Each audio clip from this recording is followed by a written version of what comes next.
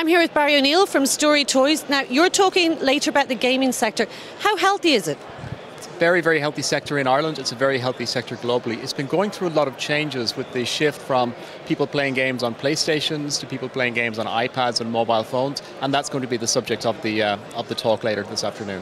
What potential is there on mobiles for gaming? We know the big ones like Angry Birds. Is it set for huge growth? Oh, it's going through it at the moment. You've got Angry Birds. We have Zepto Labs on the panel later, who are behind Cut the Rope, which is again, an Angry Birds size game. But you're also seeing a lot of smaller companies who are developing specialized games, like our own Story Toys, where we develop titles specifically for a market of 4 to 7-year-old children.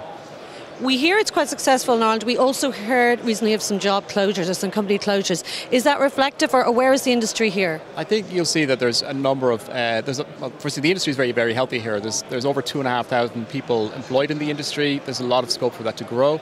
And anybody who was affected by recent closures, I heard yesterday, has already been re-employed in games within the sector. So there's a lot of vacancies available.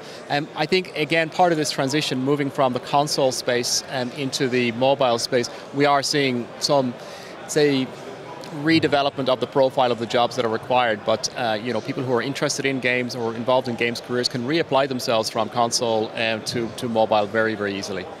How much of the Dublin Web Summit how much of the interactions and the buzz is about gaming? Is it a small part of it or a growing part? Well, it's a smaller part of the overall tech ecosystem. There's a lot of specialised games conferences, including some of the ones run by Games Ireland. But there are some very, very high quality international games companies here. There are some venture capitalists who've invested very heavily in the games sector here. So it's not a huge part of it, but as a subsector of the technology sector in general, it's a very important part of it. And there are literally people in companies that are sized 1 or 2 people in their bedrooms developing games, and they go on to be successful. Absolutely. I mean, you see, a very good example of that would be a game called, I think it's Flight Control, which was developed by a smaller Australian company.